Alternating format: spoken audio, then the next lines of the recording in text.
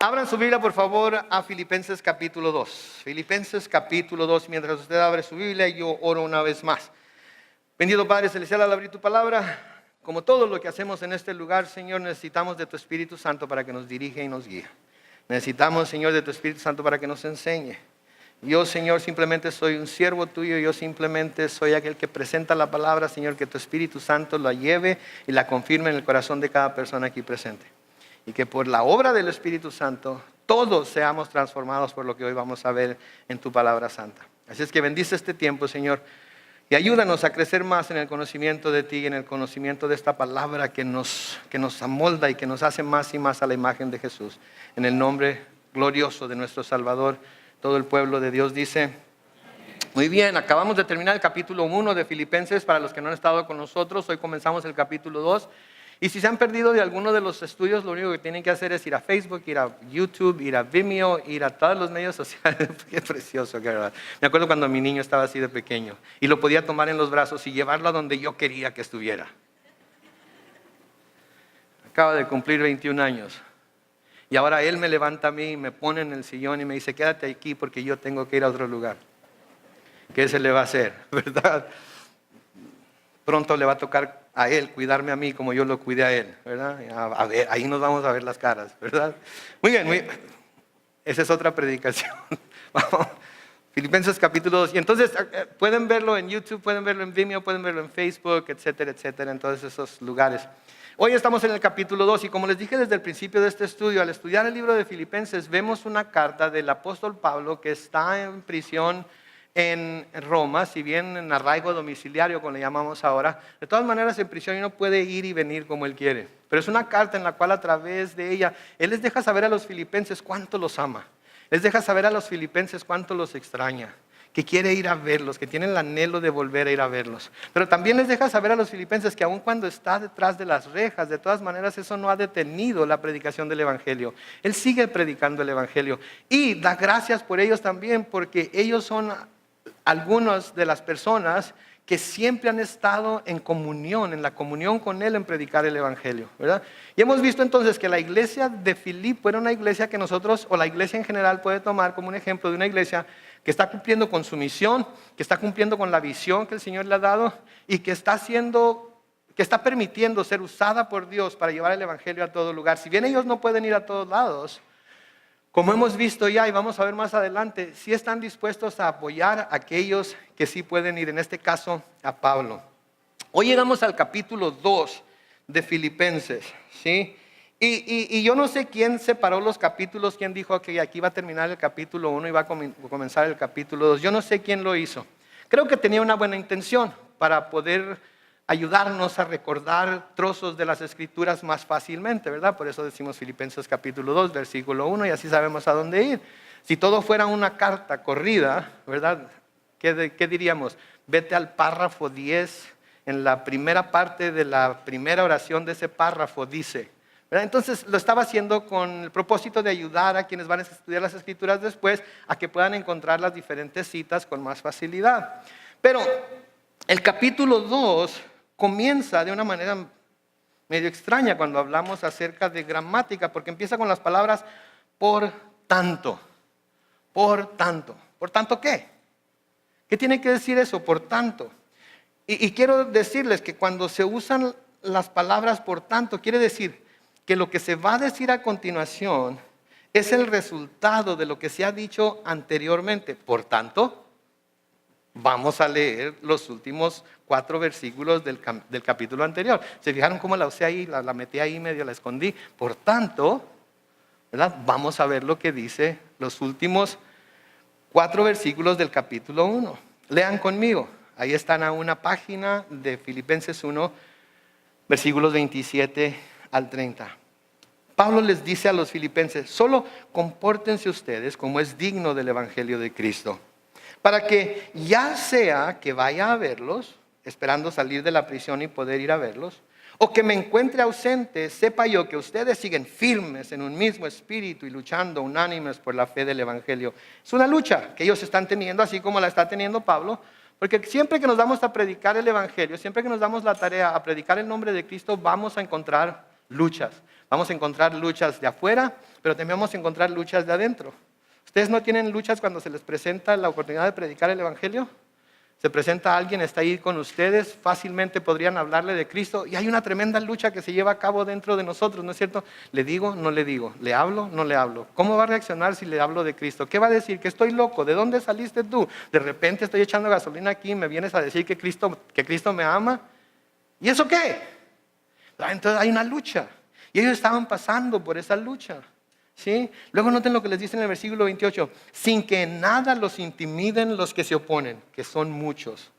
Para ellos ciertamente es indicio de perdición. Le predicamos el Evangelio a alguien que no cree y automáticamente siente que está perdido, porque las buenas nuevas del Evangelio son para rescatar a los que están perdidos, y si ellos no han recibido las buenas nuevas, saben que están perdidos y eso automáticamente a veces hace que la gente nos repela. ¿Sí?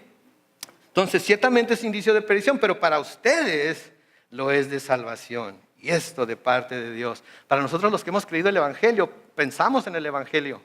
Leemos acerca del Evangelio. Se nos predica el Evangelio y nos regocijamos aunque ya seamos salvos. ¿Por qué? Porque sabemos que es el medio, que es la historia de cómo el Señor nos ha salvado a nosotros. Versículo 29 dice, ¿por qué? Por causa de Cristo a ustedes les es concedido, noten, no solo creer en Él, sino también padecer por Él. De nuevo, era lo que le estaba pasando a Pablo, era lo que le estaba pasando a los filipenses y era lo que le pasa a todo cristiano cuando quiere vivir de acuerdo a lo que la palabra de Dios dice. Y luego noten lo que dice en el versículo 30, y tener el mismo conflicto que han visto en mí y que ahora saben que hay en mí. En otras palabras, lo que les está diciendo ahí al comenzar este capítulo, cuando dice por tanto, les está diciendo, porque sé que ustedes están sufriendo las mismas persecuciones que yo. Y Pedro nos dice en primera de Pedro que todos los cristianos sufrimos la misma sufrimientos que todos los hermanos alrededor del mundo. Y porque sé que están teniendo ese mismo conflicto de corazón de que será mejor quedarnos aquí o irnos con el Señor. Está sucediendo eso. Yo no sé ustedes como cristianos, pero para mí ese es un conflicto que tengo diario. Ok, ¿qué hago, Señor? ¿Te pido que me lleves ya? ¿O te pido que me dejes un poco más de tiempo? Y luego empiezo a pensar en todas las persecuciones y todas las cosas que salen mal en la vida y todas las cosas que no han salido como yo he querido y que han traído de alguna manera cargas que llevar. Y anticipo que porque me estoy haciendo más viejo cada día y ya empiezo a sentir los achaques de la edad, se va a poner la cosa peor y no mejor. Digo, Señor, no, mejor no me dejes llegar a ese punto, llévame ya. Pero luego me acuerdo. Ni uno de mis dos hijos está casado, no sé lo que es ser abuelito, no sé lo que es que me lleven a los nietos a la casa a cuidarlos, echarlos a perder y luego devolvérselos todos chiqueados y echados a perder. No sé, Señor, dame la oportunidad, por favor, de pagarles como ellos me han tratado a mí. Es que jóvenes, apúrense a casarse y tener hijos porque sus padres están esperando. No, que todavía no, ok. Bueno, yo les digo a los míos que se apuren, por favor. Pero en fin, entonces hay ese conflicto en nosotros, o cuando menos debe de haber ese conflicto en nosotros diariamente. Levantarme, ir al trabajo otra vez con este patrón malagradecido que no sabe lo que está haciendo, pero que de todas maneras me tengo que someter a él. Señor, mejor ya llévame al cielo. Pero todavía no soy abuelito, todavía no se ha casado mi hija y quiero encaminarla por el altar, o todavía no he logrado esta meta, o etcétera, etcétera. No, Señor, mejor déjame aquí. Y ahí estamos, es una lucha constante que hay en el corazón del cristiano, creo yo. Sí, entonces Él les está diciendo, porque están pasando las mismas persecuciones que yo, como todos los demás cristianos en el mundo, porque están teniendo ese mismo conflicto de corazón de si se quedan o se van. Por eso les pido. Y ahora sí sigue versículo 1 diciendo, por eso les pido, vamos a decir ahí, si hay alguna consolación en Cristo, si algún consuelo de amor, si alguna comunión del Espíritu, si algún afecto entrañable, si alguna misericordia. Noten las cosas que menciona Pablo aquí. Les está diciendo por todo eso que ya les mencioné.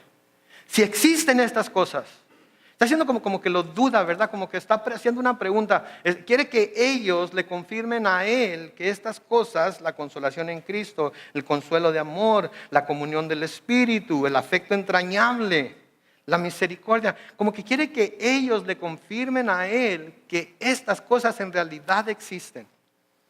Recordemos, este es el apóstol Pablo, ¿sí? Y es como que le está pidiendo a la iglesia, iglesia, por favor, díganme. Yo sé que están sufriendo todo lo que yo sufro, yo sé que están pasando por dificultades. Yo sé que en su corazón también hay ese conflicto de si se quedan o se van. Pero iglesia, por favor, porque estamos pasando todos juntos por todo eso, díganme, ¿existen estas cosas? ¿Son realidad estas cosas? Y esta clase de pregunta que Pablo está haciendo aquí es lo que se llama una pregunta retórica, ¿sí?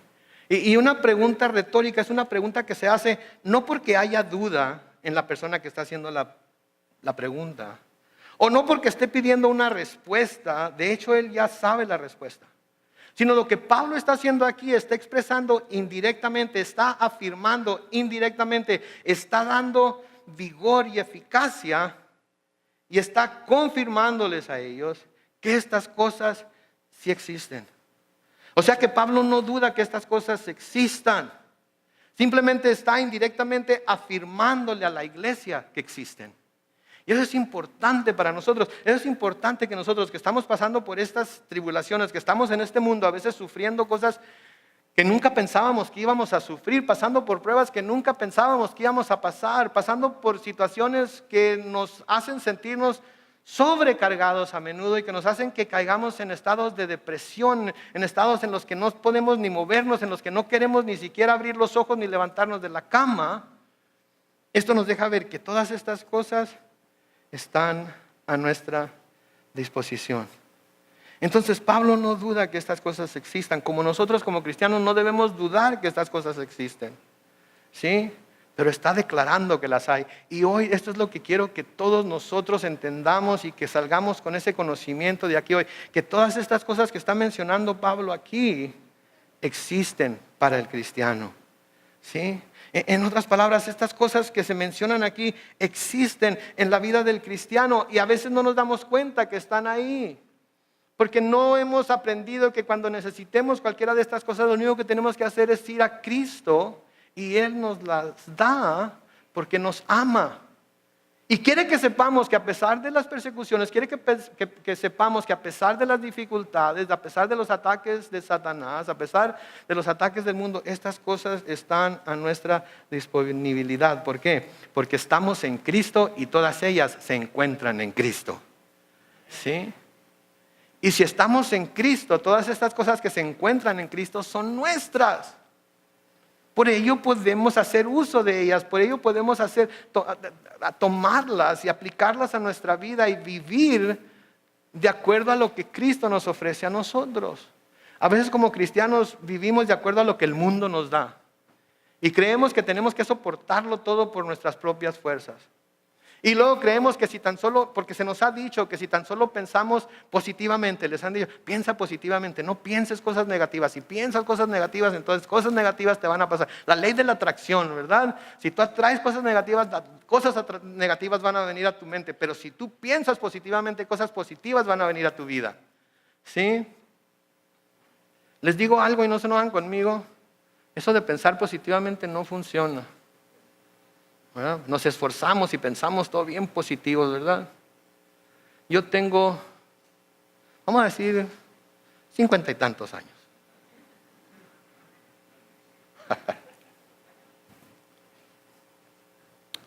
Les estoy diciendo para que se sientan bien acerca de ustedes mismos, no porque ya haya llegado a esa edad, ¿verdad? Y desde que me acuerdo cuando me di cuenta que era chaparrito, que fue como a los 15 años, empecé a pensar positivamente de que un día iba a crecer a medir 1,82 de estatura, que siempre iba a pesar como 150 libras. Y por más positivamente que pienso acerca de esas cosas todavía, véanme, la cosa no cambia. Siempre he pensado positivamente y creo que un día voy a llegar a tener un carro, ¿verdad? Un Mercedes, un BMW, qué sé yo, uno de esos. Y pienso positivamente que voy a tener uno de esos carros. Pero ¿saben lo que manejo? Un Kia Rio. Okay, chiquitito, así, curiosito como yo. Algunos dicen que es un llavero, ¿ok? Que si me lo cuelgo de llavero, cuando... Pensar positivamente no sirve de nada. O sea, les digo algo, no se me enojan tampoco si les digo eso. Hay muchas cosas negativas en este mundo, ¿no es cierto? Muchas cosas malas pasan. Y muchas cosas malas les pasan a gente que es muy buena comparada con el resto del mundo. Muchas cosas malas les pasan a los cristianos que han recibido a Cristo y que su vida ha cambiado para bien, pero que de todas maneras, como Pablo, como Pedro, como los filipenses, tienen que pasar por pruebas y dificultades. Entonces, si nosotros sabemos que todo esto está a nuestra disposición, la consolación en Cristo, el consuelo de amor, la comunión del Espíritu, el afecto entrañable, la misericordia, ¿qué nos falta? ¿Qué podemos desear que no podamos tener en Cristo para cualquier y toda situación que podamos o tengamos que enfrentar aquí en la tierra? ¿Sí? En Él encontramos consuelo, en Él encontramos consejo, en Él encontramos todo lo que necesitamos. Por ejemplo, hablando de la consolación, miren lo que Pablo les escribe a los Corintios en 2 de Corintios capítulo 1, los versículos 3 al 5. Versículo 3 dice: bendito sea el Dios y Padre de nuestro Señor Jesucristo. ¿Padre de qué? De misericordias. Y no noten que no dice de misericordia, dice de misericordias. ¿Y Dios de qué? ¿De cuánta consolación? Toda consolación. No hay una consolación que necesitemos que no podamos encontrar en Él. Versículo 4 dice: ¿quién nos qué? Nos consuela. ¿De qué? De todas nuestras tribulaciones. ¿Para qué? Para que también nosotros podamos consolar a los que están sufriendo por medio de la consolación con que nosotros somos consolados por Dios. Porque así como abundan en nosotros, noten lo que dice ahí por favor, porque así como abundan, quiere decir hay muchas. Así como abundan en nosotros las aflicciones de Cristo, así también, ¿por quién? El mismo Cristo abunda ¿qué? Nuestra consolación. Entonces, ¿por qué estamos tristes? ¿Por qué te abates, oh alma mía? ¿Por qué estás triste? ¿Por qué estás deprimido? ¿Por qué estás tan caído? ¿Por qué no te puedes levantar? ¿Por qué sientes que te está jalando esto a profundidades que no quieres estar? Si tienes a Cristo en tu vida, tienes al Rey de Reyes y Señor de Señores, que lo único que tienes que hacer es ir a Él y por su amor y misericordia, porque tiene un amor interminable para nosotros. Lo único que tenemos es como el niño, tenemos que levantar la mano y el Padre nos toma de ella y nos levanta y nos saca de esa depresión. Porque ¿saben qué? Me voy a ir al cielo. Cuando se acabe la vida aquí me voy a ir al cielo. Y todo lo que pueda tener que sufrir aquí no se compara con la eternidad de bendición y de gozo que voy a tener allá. Entonces, ¿por qué te abates, alma mía? ¿Por qué estás todo triste? Tienes que ir a ese trabajo con ese patrón malagradecido que no sabe lo que está haciendo, pero que de todas maneras tienes que obedecer. ¿Y qué? Tienes un Dios que te ama. Tienes un Dios que dio a su Hijo unigénito para que tú al creer en Él puedas tener salvación y puedas un día estar en el cielo con Él. A los tesalonicenses, Pablo les escribe y les dice en 2 de Tesalonicenses, capítulo 2, los versículos 13 al 17.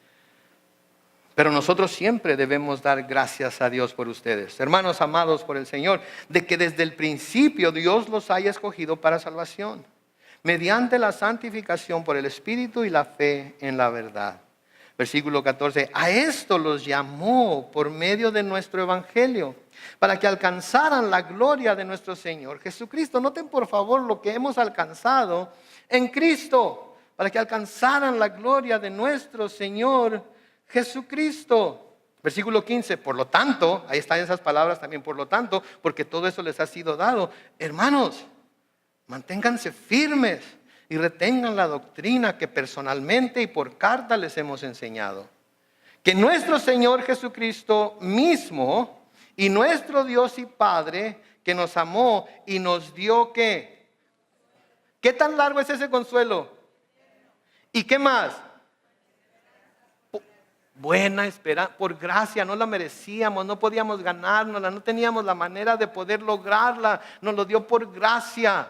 Lo tenemos por gracia, de manera que no se nos puede quitar, porque no nos lo ganamos nosotros y no podemos hacer nada para perderlo. Tenemos la gracia de Dios. Él nos ha dado esto por gracia. Versículo 17, les infunda ánimo en el corazón y los confirme en toda buena palabra y obra.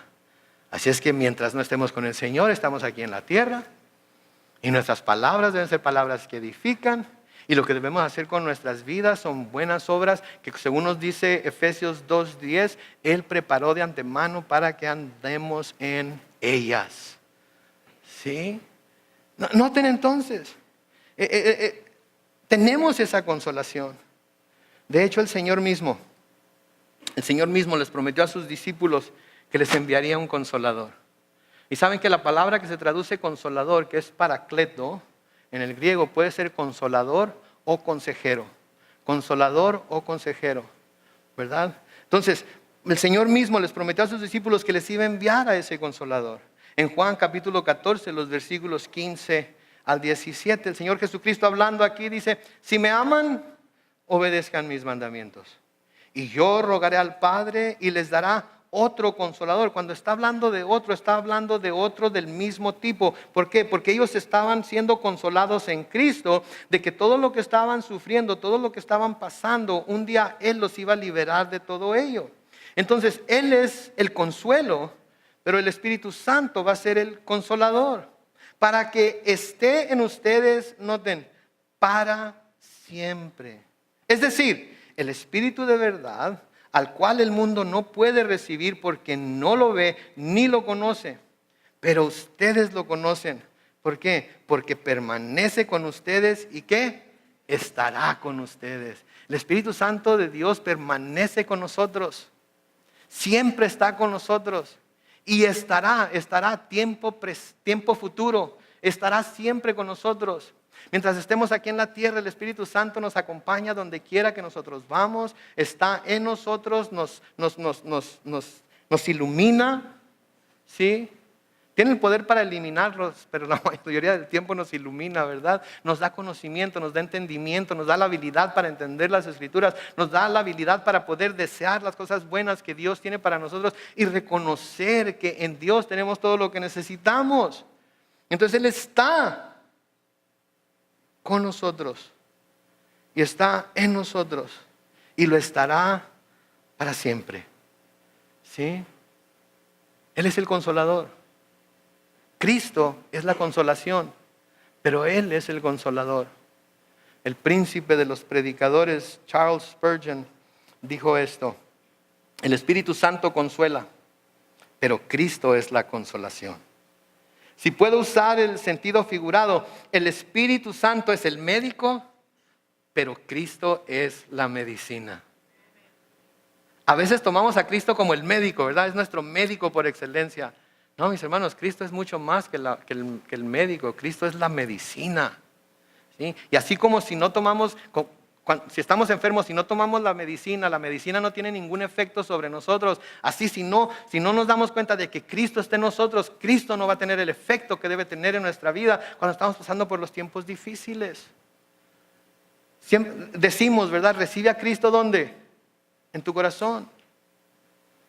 Pablo nos dice en Romanos que nada nos puede apartar del amor de Dios que es ¿en quién? Cristo Jesús. Entonces no importa qué esté sucediendo, no importa cuán grande el sufrimiento, no importa qué tan difícil la prueba, no importa qué tan pesada la carga, no importa qué tan tristes nos sintamos, no se trata de sentir, no se trata de seguir nuestros sentimientos, se trata de creer lo que sabemos que es real de Dios y lo que Dios hace real en nuestra vida. Acuérdense, no se trata de creer en Dios nada más. Si se tratara de creer en Dios, Santiago nos dice que también los demonios creen y ¿qué? Y tiemblan. Entonces no se trata de creer en Dios. Hay mucha gente que cree en Dios, pero ¿cuántos le creemos a Dios? Porque si le creemos a Dios, todas estas cosas son nuestras. Y luego habla de si alguna comunión. Sigue hablando de si alguna comunión. Recuerden lo que acabamos de leer en Juan capítulo 4, el versículo 17. Es decir, el Espíritu de verdad, al cual el mundo no puede recibir porque no lo ve ni lo conoce, pero ustedes lo conocen porque permanece con ustedes y estará en ustedes. Sí, entonces el Espíritu Santo está en nosotros. Hay comunión del Espíritu, con el Espíritu y en el Espíritu, con Cristo, Dios el Hijo, y también con el Padre de Jesucristo, que es nuestro Dios el Padre. Tenemos comunión con Él. Y comunión quiere decir compañerismo. Quiere decir que podemos ser como Moisés con Dios. ¿Se acuerdan cuando se dijo de Moisés? ¿Quién como Moisés que habla con Dios como habla con quién? Con su compañero. ¿Saben que nosotros podemos ser como Moisés? Porque por medio de Jesucristo podemos hablar con Dios como uno habla con su compañero. ¿Sí? Ahorita tiene una persona a un lado de usted, ya sea a la izquierda o a la derecha. Y si quisiera, podría voltearse hacia esa persona y empezar a platicar de lo que quisiera platicar. Contarle sus penas, contarle sus tristezas, sus alegrías, los triunfos que ha tenido durante esta semana. ¿Sabe qué? El Espíritu de Dios siempre está ahí a un lado, viene a un lado de nosotros. Y por medio de Él lo único que tenemos que hacer es ni siquiera voltearnos. Nada más cerrar los ojos, levantar las manos y decir, Señor, quiero tener comunión contigo ahorita. Necesito que tu mano descienda del cielo y me toque, me sane, me levante, me saque de esta depresión, quite esta hambre y sed que tengo de ti. Porque si no lo haces, Señor, no voy a poder seguir adelante. Por favor, oh Dios. Entonces la comunión del Espíritu. Y luego habla del afecto entrañable y de la misericordia. Y una de las cosas que Pablo quería que los filipenses supieran era precisamente acerca de ese afecto entrañable que él sentía por ellos. Vuélvanse una página hacia la izquierda en Filipenses 1 y noten lo que dice los versículos 8 al 10. Porque Dios me es testigo de cuánto los amo a todos ustedes, noten, con el entrañable amor de Jesucristo. Y esto le pido en oración, que el amor de ustedes abunde aún más y más en ciencia y en todo conocimiento, para que aprueben lo mejor a fin de que sean sinceros e irreprensibles para el día de Cristo. Sí. Eso era de lo que se trataba la carta. De ese amor entrañable que debe haber entre los cristianos, de ese amor entrañable que Él tenía por ellos y que ellos tenían por Él, porque se lo habían demostrado en la forma que lo habían apoyado y en la forma que habían tenido comunión con Él en la predicación del Evangelio. Y saben que como cristianos, si de algo debemos estar seguros, es de que la misericordia de Dios se muestra para nosotros día con día. Y se nos dice en Lamentaciones que las misericordias de Dios son que nuevas cada mañana. No nos acabamos la misericordia de hoy, ¿verdad? Nunca nos acabamos la misericordia de un día. Porque si la misericordia de Dios se acabara a mediodía, créanme, su servidor ya no estaría aquí, porque ya me hubiera aplastado como la cucaracha que soy. ¿Ok? Pero porque su misericordia es tan grande, Él no ha acabado conmigo todavía. Y luego me da la seguridad de que su misericordia va a renovarse al siguiente día. O sea que no me puedo acabar la misericordia de este día, pero cuando amanece el siguiente día, la misericordia es nueva otra vez. No es ni siquiera la misma misericordia que estaba mostrando ayer. Es una misericordia nueva, es una misericordia abundante, es una misericordia que no se puede acabar. Entonces, cada una de estas cosas deben ser parte de la experiencia cristiana. Cada una de estas cosas deben ser cosas que nosotros como cristianos debemos estar seguros que están en nuestra vida, que están a nuestra disposición, que no se acaban, que Dios nos puede dar continuamente. ¿Sí? Y también deben ser parte de la experiencia cristiana en general. Deben ser cosas que son encontradas entre los que nos llamamos cristianos. ¿Sí? No solamente para nosotros, sino para también repartirlo entre los demás. ¿Sí? Todos los que vienen aquí, todos los que vienen a bendecirnos con su presencia, que vienen a acompañarnos, que vienen a visitarnos, ¿sí? Todos los que vienen a este lugar deben experimentar todas estas cosas cuando entran por esas puertas. Deben experimentar esa consolación en Cristo. Sí, necesitan consolación en Cristo, porque todos los que estamos aquí, que hemos recibido esa consolación, debemos estar dispuestos a dar esa consolación. Debemos de dar consuelo en amor también. Debemos poder tener todos juntos esa comunión del Espíritu. Debe haber afecto entrañable los unos por los otros. Y debemos de siempre mostrar misericordia los unos por los otros. No le hace quién haya caído y en qué haya caído y por qué haya caído y cuánto tiempo tenga caído. Si nosotros sabemos que alguien de nosotros ha caído, no debemos juzgarlo, no debemos de reprenderlo como que nosotros somos los jueces y jurados de él o de ella, sino que debemos mostrar la misma gracia y la misma misericordia que el Señor muestra para con nosotros cada vez que caemos, porque estoy seguro que no hay ni una persona entre nosotros que no haya caído durante la semana pasada en algo, ya sea en pensamiento, ya sea en palabra o ya sea en obra, pero ha caído en algo y Dios tuvo misericordia de todos nosotros y por eso estamos aquí. Y eso es lo que la gente debe experimentar cuando viene a este lugar. Sí, porque cuando eso existe en la iglesia, se completa el cuadro de lo que la iglesia debe ser. Hubieran visto, digo, yo sé que no todas las hermanas que están aquí vinieron, y yo sé que los varones no podían asistir porque era para mujeres, pero hubieran visto el evento del viernes. La unidad que había, el amor que había de las hermanas unas para con las otras, orando unas con otras, sirviéndose unas a otras. ¿Sí? ¿Por qué? Porque todo esto está aquí para ser usado. Había hermanas que necesitaban oración, había hermanas al frente que podían orar por ellas. Sin duda había hermanas que necesitaban la dirección del Espíritu Santo y se oró por ellas para que lo recibieran. Hubo comunión con el Espíritu y todas juntas por medio del Espíritu con Dios el Padre y con Dios el Hijo. Y hubo afecto entrañable de la una para otra y sin duda hubo misericordia porque nadie juzgó a nadie más, sino que todas estuvieron ahí para servirse las unas a las otras. Esa es la iglesia. Ese es el ejemplo que el Señor Jesucristo nos dio. Eso es lo que debemos encontrar cuando venimos aquí. Esa es la iglesia. Pero hay algo más. Hay algo más que se debe encontrar, que hace que la iglesia se mire completa, que hace que complete el cuadro, que es la pieza una pieza del rompecabezas que hace que Cristo se vea con claridad en la iglesia y a través de lo cual se puede experimentar, junto con lo que hemos hablado, el verdadero gozo y la victoria en Cristo. Noten el versículo 2. Si todo esto existe, lo que habla en el versículo 1, y que ya hemos visto que sí existe, entonces completen mi gozo. Completen mi gozo. Como que me falta una cosa, necesito una cosa más, necesito saber de ustedes una cosa más. Para que el gozo sea completo, para que mi gozo como pastor, para que mi gozo como apóstol, para que mi gozo como aquel que les llevó el evangelio esté completo, necesito una cosa más. Dice, completen mi gozo sintiendo lo mismo, teniendo el mismo amor, unánimes, sintiendo una misma cosa.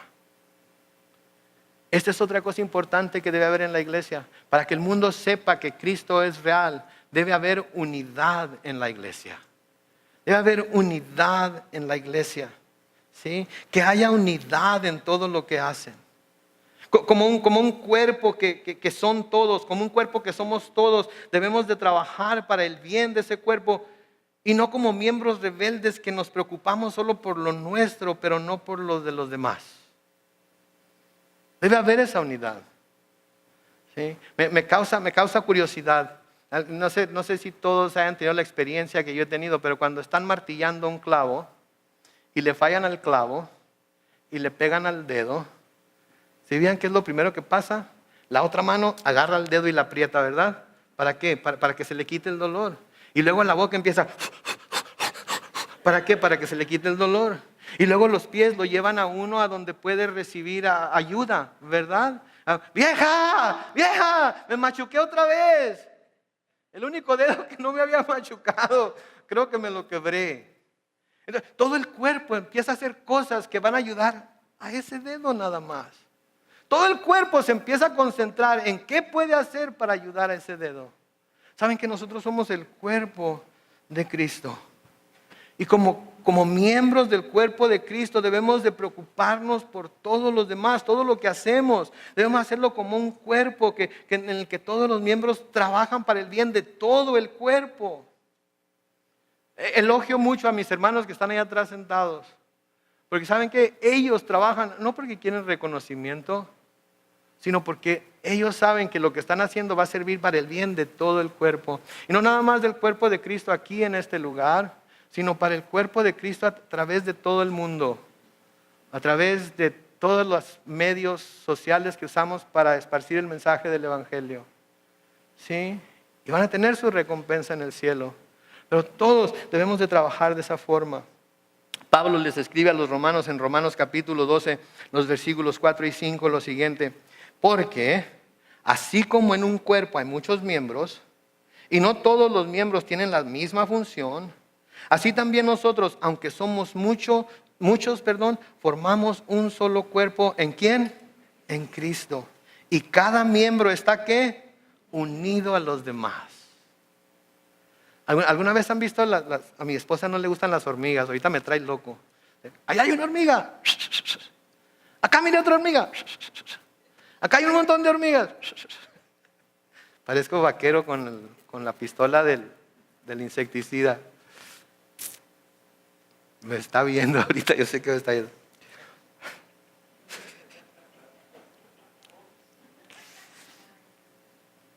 No, ahí la vamos a dejar. Ok, entonces, somos un cuerpo. Y debemos de obrar de tal manera que lo hacemos no por nuestro bien nada más, sino por el bien de todo el cuerpo. Y volviendo a las hormigas. ¿Se han visto, verdad? Cuando las hormigas encuentran algo de comer, llaman a todas sus amigas, ¿verdad? Vénganse, acá hay un hueso de pollo. Vámonos, todas. ¿Y qué hacen? Todas en fila, ¿verdad? Ahí van y le arrancan un pedacito y se lo llevan al nido y todo eso. Así debemos de ser nosotros en la iglesia. Y ¿saben qué? Pensándola bien, eso es lo que hacemos cada domingo después del servicio, ¿no es cierto?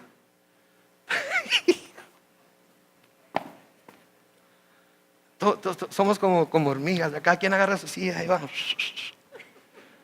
Hermanos, gracias. Gracias. Porque eso es lo que debe de ser la iglesia.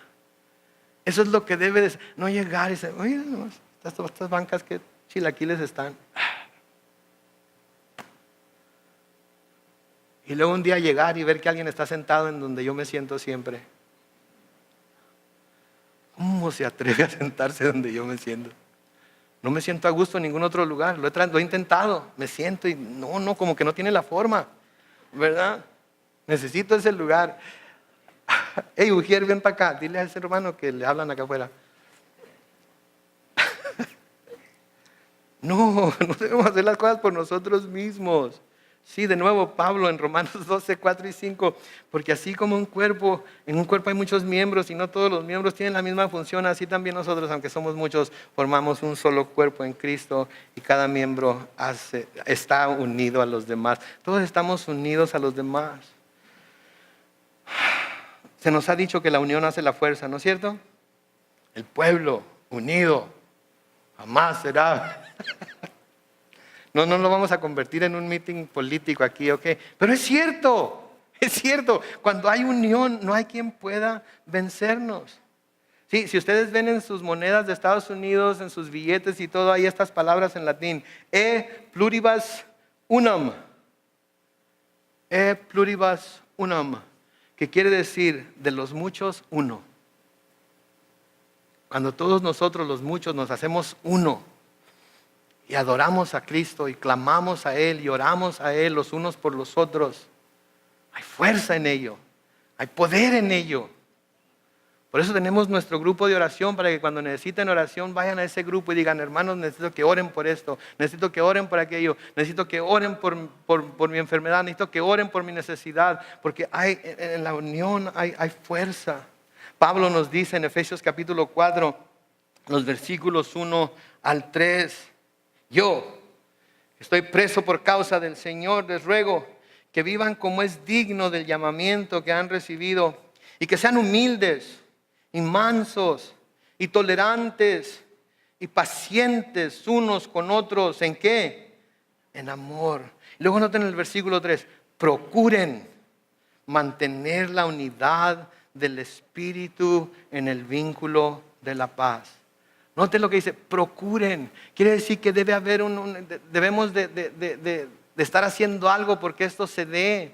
No se da naturalmente. Somos mucha gente de diferentes trasfondos familiares, somos gente que viene de diferentes países, somos gente que a diferentes niveles de educación, somos gentes todas diferentes. Pero debemos, de acuerdo a lo que dice Pablo, debemos procurar mantener la unidad del Espíritu. Noten, nosotros no creamos la unidad del Espíritu, nosotros mantenemos la unidad del Espíritu y nosotros debemos luchar por mantener lo que Él ha creado, a como dé lugar. Si tengo que hacer a un lado mis deseos, si tengo que hacer a un lado mi opinión, si tengo que hacer a un lado lo que yo quiero, con tal de que el cuerpo crezca, con tal de que el cuerpo esté feliz, con tal de que el cuerpo pueda vivir a todo su potencial. Si tengo yo que morir para que los demás vivan, eso es lo que tengo que hacer. Tengo que hacer todo lo posible por mantener esa unidad del Espíritu. Pablo les escribe a los Corintios en 1 Corintios capítulo 1 y el versículo 10. Hermanos, les ruego por el nombre de nuestro Señor Jesucristo, se pongan de acuerdo, que no haya divisiones entre ustedes, sino que estén perfectamente unidos en un mismo sentir y en un mismo parecer. Me ha tocado estar en donde hay divisiones en las iglesias, en donde hay gente que se separa porque ya no está de acuerdo con el pastor, que se separa porque ya no está de acuerdo con el rumbo que lleva la iglesia, porque para él o para ella esto debería ser diferente, esto debería ser de otra forma. Y se separan y se llevan gente con ellos. Y aquello que era una vez un cuerpo, un solo cuerpo que estaba creciendo, que estaba moviéndose en la dirección que Dios lo quería, de repente se encuentra rasgado en dos. Imagínense ustedes si toman un cuerpo y amarran una pierna a un caballo y otra pierna a otro caballo y luego le dan de latigazos a los dos caballos para que corran en las direcciones opuestas. ¿Se imaginan lo que va a pasar con ese cuerpo? Lo van a desgarrar. Es lo mismo que sucede, por ejemplo, en el divorcio, cuando hay divorcio. Porque la palabra de Dios nos dice que cuando el hombre deja a su padre y a su madre, se une a su mujer, los dos se hacen ¿qué? Uno solo. Y cuando hay divorcio, se está tomando un cuerpo y se está rasgando y se está haciendo dos.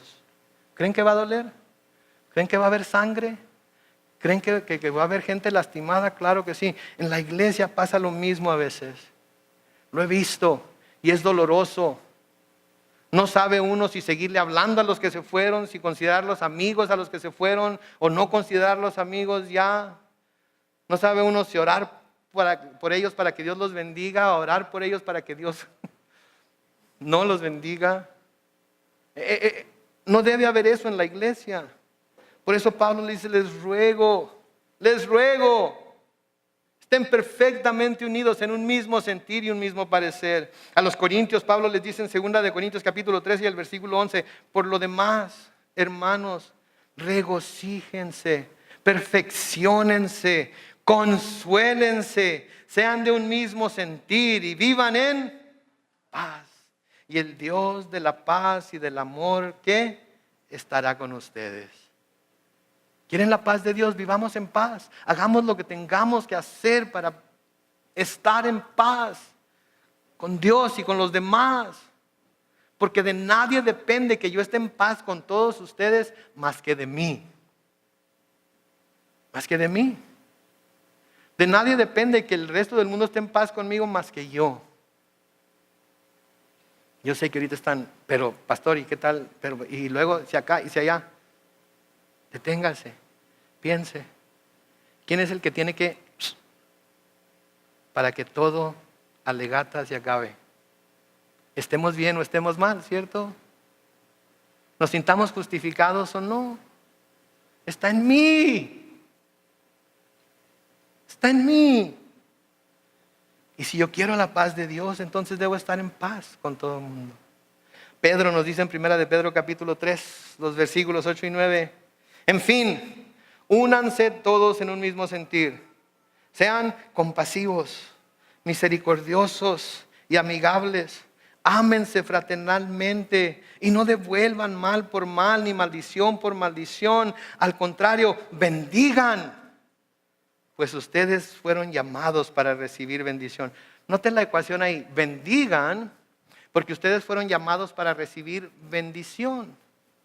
Quiere decir que si yo doy bendición, recibiré bendición también. ¿Cuántos queremos ser bendecidos por Dios aquí hoy? Levanten su mano, todos los que quieran ser bendecidos por Dios aquí hoy. ¿Qué tenemos que hacer entonces? Bendecir. Podemos ser bien bendecidos si aprendemos a bendecir bien a los demás. Y Dios no nos da fórmulas que no funcionen. Todas las fórmulas de Dios funcionan, las tenemos que poner en obra. Último pasaje que vamos a leer aquí esta mañana.